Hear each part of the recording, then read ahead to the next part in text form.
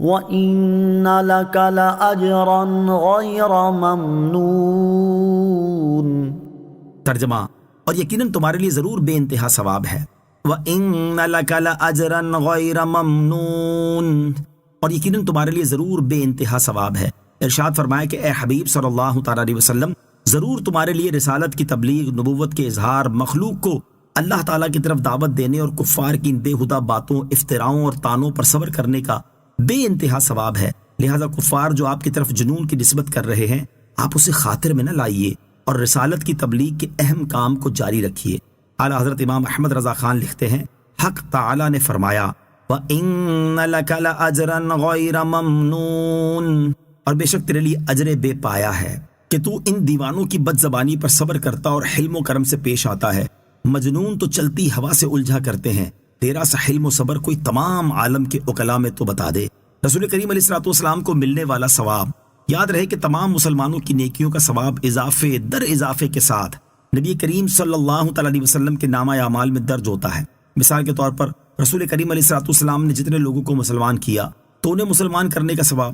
حضور علیہ السلام کو ملے گا، اور ان کے تمام نیک اعمال کا ثواب ان کے ساتھ ساتھ حضور اکرم علیہ السلام کو بھی ملے گا۔ اسی طرح ان مسلمانوں نے آگے جتنے لوگوں کو مسلمان کیا تو ان کو مسلمان کرنے اور ان کی نیکیوں کا ثواب ان مسلمانوں کو بھی ملے گا، اور ان کے ثواب کے ساتھ مل کر اضافے کے ساتھ سرکار دو عالم علیہ السلام کو بھی ملے گا۔ اسی طرح قیامت تک سلسلہ در سلسلہ جتنے لوگ مسلمان ہوتے جائیں گے اور نیک اعمال کرتے جائیں گے، سب کے مسلمان ہونے اور نیک اعمال کرنے کا ثواب بے انتہا اضافے کے ساتھ سید المرسلین صلی اللہ تعالی علیہ وسلم کو بھی ملے گا۔ اسی طرح کا مضمون علامہ عبدالرؤف مناوی رحمۃ اللہ تعالی علیہ نے فیض القدیر کی جلد نمبر 11 کے صفحہ نمبر 5799 پر امام مقریزی رحمۃ اللہ تعالی علیہ کے حوالے سے ذکر کیا ہے، اور ہدایت کی دعوت دینے والوں اور دین میں اچھا طریقہ جاری کرنے والوں کے بارے میں حضرت ابو ہریرہ رضی اللہ تعالیٰ عنہ سے روایت ہے، رسول کریم علیہ السلام نے ارشاد فرمایا، جس شخص نے ہدایت کی دعوت دی اسے اس ہدایت کی پیروی کرنے والوں کے برابر اجر ملے گا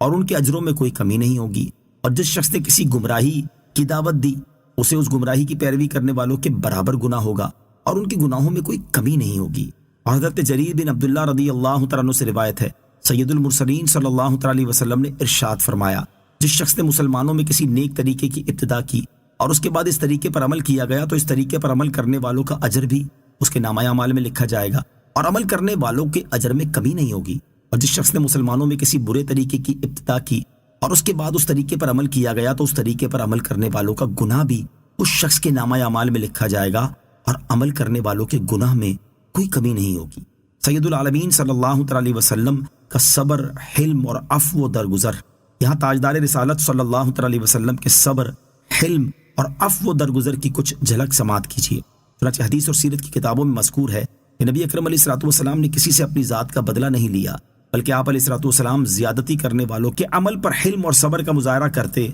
اور ان سے درگزر فرماتے، حتیٰ کہ جان کے دشمنوں کو بھی معاف کر دیا کرتے تھے۔ چنانچہ یہاں اختصار کے ساتھ اس کی 4 مثالیں سماعت کیجیے۔ نمبر 1، لبید بن عاصم یہودی نے جب آپ علیہ السلام پر جادو کیا تو اس کے بارے میں معلوم ہو جانے کے باوجود بھی اسے کوئی سزا نہ دی۔ نمبر 2، یہودی عورت زینب نے گوشت میں زہر ملا کر آپ علیہ السلام کو کھلا دیا تو اپنی ذات کی وجہ سے اس سے کوئی بدلہ نہ لیا، البتہ جب اس زہر کے اثر سے ایک صحابی رضی اللہ تعالیٰ عنہ انتقال فرما گئے تو اس عورت پر شرعی سزا نافذ فرمائی۔ نمبر 3، غورث بن حارث نے آپ صلی اللہ تعالیٰ علیہ وسلم کو شہید کرنے کی کوشش کی تو آپ علیہ السلام نے اس پر غالب آ جانے کے باوجود اسے معاف کر دیا۔ نمبر 4، کفار مکہ نے وہ کون سا ایسا ظالمانہ برتاؤ تھا جو آپ کے ساتھ نہ کیا ہو، لیکن فتح مکہ کے دن جب یہ سب جباران قریش مہاجرین و انصار کے لشکروں کے محاصرے میں مجبور ہو کر حرم کعبہ میں خوف اور دہشت سے کانپ رہے تھے اور انتقام کے ڈر سے ان کے جسم کا رواں رواں لرز رہا تھا تو رسول رحمت علیہ السلام نے ان مجرموں کو یہ فرما کر چھوڑ دیا کہ جاؤ، آج تم سے کوئی مواخذہ نہیں، تم سب آزاد ہو۔ مختصر یہ کہ حضور پر نور علیہ السلام کی پوری سیرت طیبہ میں صبر، حلم اور عفو و درگزر کی اتنی مثالیں موجود ہیں کہ جنہیں شمار کیا جائے تو ایک انتہائی ضخیم کتاب مرتب ہو سکتی ہے۔ وَإِنَّكَ لَعَلَى خُلُقٍ عَظِيمٍ۔ ترجمہ، اور بے شک تم یقیناً عظیم اخلاق پر ہو۔ وَإِنَّكَ لَعَلَى خُلُقٍ عَظِيمٍ، اور بے شک تم یقیناً عظیم اخلاق پر ہو۔ علامہ علی بن محمد خازن رحمۃ اللہ تعالی فرماتے کہ یہ آیت گویا کہ ما انت بنعمت ربک بمجنون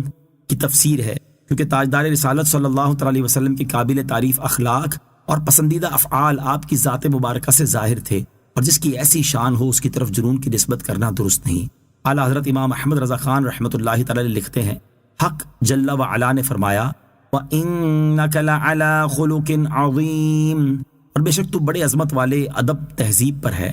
کہ ایک حلم و صبر کیا، تیری جو خصلت ہے اس درجہ عظیم و با شوکت ہے کہ اخلاق عاقلان جہاں مجتمع ہو کر اس کے ایک شمع یعنی قلیل مقدار کو نہیں پہنچتے، پھر اس سے بڑھ کر اندھا کون جو تجھے ایسے لفظ سے یاد کرے۔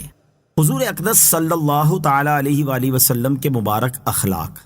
اللہ تعالیٰ نے اپنے حبیب علیہ الصلوۃ والسلام کے اخلاق کریمہ کے بارے میں بیان کرتے ہوئے ایک اور مقام پر ارشاد فرمایا، فَبِمَا رَحْمَةٍ مِّنَ اللَّهِ لِنتَ لَهُمْ وَلَوْ كُنتَ فَظًّا غَلِيظَ الْقَلْبِ لَانفَضُّوا مِنْ حَوْلِكَ۔ ترجمہ، تو اے حبیب اللہ کی کتنی بڑی مہربانی ہے کہ آپ ان کے لیے نرم دل ہیں، اور اگر آپ ترش مزاج سخت دل ہوتے تو یہ لوگ ضرور آپ کے پاس سے بھاگ جاتے۔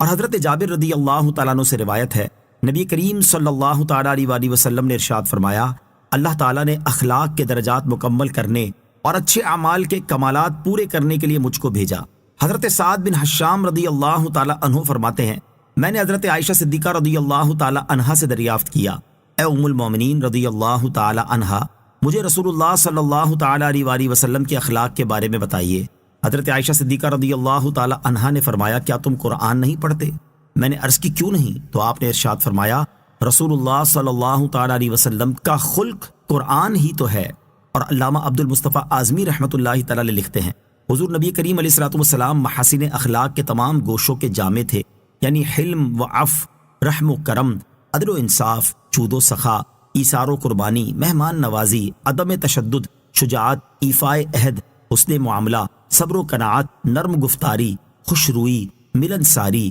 مساوات، غم خاری، سادگی و بے تکلفی، تواضع، انکساری اور حیاداری کی اتنی بلند منزلوں پر آپ صلی اللہ تعالی علیہ وسلم فائز و سرفراز ہیں کہ حضرت عائشہ رضی اللہ تعالی عنہا نے ایک جملے میں اس کی صحیح تصویر کھینچتے ہوئے ارشاد فرمایا کہ کانا خلقہ القرآن، یعنی تعلیمات قرآن پر پورا پورا عمل، یہی آپ علیہ الصلوۃ والسلام کے اخلاق تھے۔ اور علامہ اسماعیل حقی رحمۃ اللہ تعالی فرماتے ہیں، رسول کریم صلی اللہ تعالی علیہ وسلم کا اخلاق تمام اخلاقی اچھائیوں کا جامع ہے، اور اللہ تعالیٰ نے آپ علیہ الصلوۃ والسلام کو حضرت نوح علیہ الصلوۃ والسلام کا شکر، حضرت ابراہیم علیہ الصلوۃ والسلام کی خلت، حضرت موسیٰ علیہ الصلوۃ والسلام کا اخلاص، حضرت اسماعیل علیہ الصلوۃ والسلام کے وعدے کی سچائی، حضرت یعقوب اور حضرت ایوب علیہ الصلوۃ والسلام کا صبر، حضرت داؤد علیہ الصلوۃ والسلام کا عذر، حضرت سلیمان اور حضرت عیسیٰ علیہ الصلوۃ والسلام کی عاجزی، اور ان کے علاوہ تمام انبیاء علیہ الصلوۃ والسلام کے اخلاق عطا فرمائے۔ اور یہ وہ مقام ہے جو تمام انبیاء کرام علیہ الصلوۃ والسلام میں سے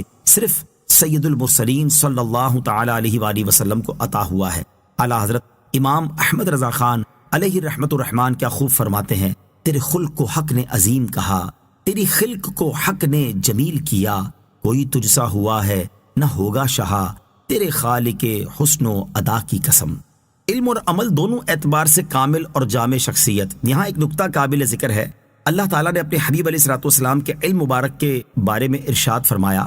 وَأَنزَلَ اللَّهُ عَلَيْكَ الْكِتَابَ وَالْحِكْمَةَ وَعَلَّمَكَ مَا لَمْ تَكُنْ تَعْلَمْ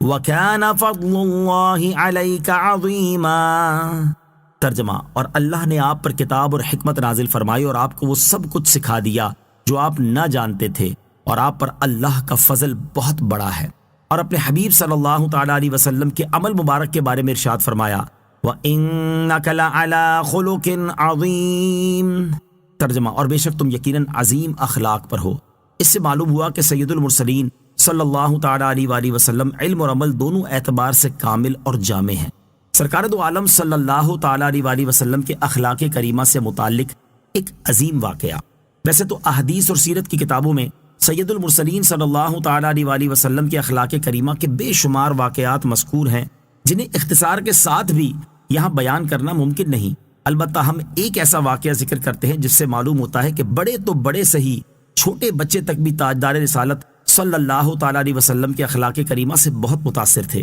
اور کسی صورت بھی آپ کے دامن اقدس سے جدائی انہیں برداشت نہ تھی۔ چنانچہ حضرت زید بن حارثہ رضی اللہ تعالیٰ عنہ زمانہ جاہلیت میں اپنی والدہ کے ساتھ ننیال جا رہے تھے کہ بنو کین نے وہ قافلہ لوٹ لیا اور حضرت زید رضی اللہ تعالیٰ عنہ کو مکے میں لا کر بیچ دیا۔ حکیم بن حزام نے اپنی پھوپھی حضرت خدیجہ رضی اللہ تعالیٰ عنہا کے لیے ان کو خرید لیا۔ جب حضور اقدس علیہ الصلوۃ والسلام کا نکاح حضرت خدیجہ رضی اللہ تعالیٰ عنہا سے ہوا تو انہوں نے زید رضی اللہ تعالیٰ عنہ کو حضور اقدس علیہ الصلوۃ والسلام کی خدمت میں بطور ہدیہ پیش کیا۔ حضرت زید رضی اللہ تعالیٰ عنہ کے والد کو ان کی جدائی کا بہت صدمہ تھا اور وہ حضرت زید رضی اللہ تعالیٰ عنہ کی جدائی میں اشعار پڑھتے اور روتے ہوئے ڈھونڈتے پھرا کرتے تھے۔ اتفاق سے ان کی قوم کے چند لوگوں کا حج کی غرض سے مکہ جانا ہوا تو وہاں انہوں نے حضرت زید رضی اللہ تعالیٰ عنہ کو پہچان لیا، اور جب وہ حج سے واپس گئے تو انہوں نے حضرت زید رضی اللہ تعالیٰ عنہ کی خیر و خبر ان کے باپ کو سنائی۔ حضرت زید رضی اللہ تعالیٰ عنہ کے باپ اور چچا فدیے کی رقم لے کر ان کو غلامی سے چھڑانے کی خاطر مکہ مکرمہ میں حضور پر نور علیہ الصلوۃ والسلام کی خدمت میں پہنچے اور عرض کیا، اے ہاشم کی اولاد، اپنی قوم کے سردار، تم لوگ حرم کے رہنے والے ہو اور اللہ عز و جل کے گھر کے پڑوسی ہو، تم خود قیدیوں کو رہا کراتے ہو، بھوکوں کو کھانا کھلاتے ہو، ہم اپنے بیٹے کی طلب میں تمہارے پاس پہنچے ہیں، ہم پر احسان فرماؤ اور کرم کرو، فدیہ قبول کرو اور اس کو رہا کر دو، بلکہ جو فدیہ ہو اس سے زیادہ لے لو۔ نبی پاک علیہ الصلوۃ والسلام نے فرمایا، بس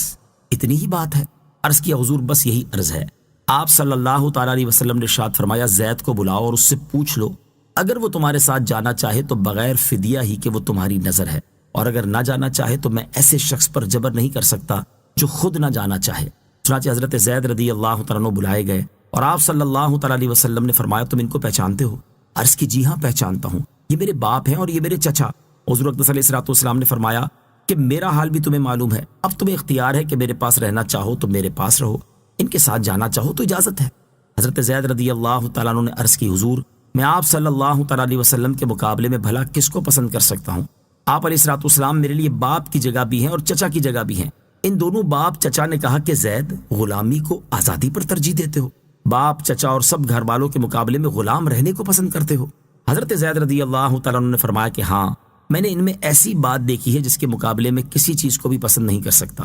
حضور پر نور علیہ الصلوۃ والسلام نے جب یہ جواب سنا تو ان کو گود میں لے لیا اور فرمایا کہ میں نے اس کو اپنا بیٹا بنا لیا۔ حضرت زید رضی اللہ تعالیٰ عنہ کے باپ اور چچا بھی یہ منظر دیکھ کر بہت خوش ہوئے اور خوشی سے ان کو چھوڑ کر واپس چلے گئے۔ اخلاق حسنہ کی تعلیم۔ حضور پر نور صلی اللہ تعالیٰ علیہ وسلم کے اخلاق کریمہ کی عظمت و بزرگی کا ایک پہلو اس سے بھی واضح ہوتا ہے کہ آپ نے اپنی امت کو بھی اخلاق حسنہ اپنانے کی تعلیم اور ترغیب دی ہے۔ اس سے متعلق یہاں 4 احادیث سماعت کیجیے۔ چنانچہ نمبر 1، حضرت جابر بن سمورہ رضی اللہ تعالیٰ عنہ سے روایت ہے، حضور پر نور صلی اللہ تعالیٰ علیہ وسلم نے ارشاد فرمایا، مسلمانوں میں سب سے زیادہ اچھا وہ ہے جس کے اخلاق سب سے زیادہ اچھے ہیں۔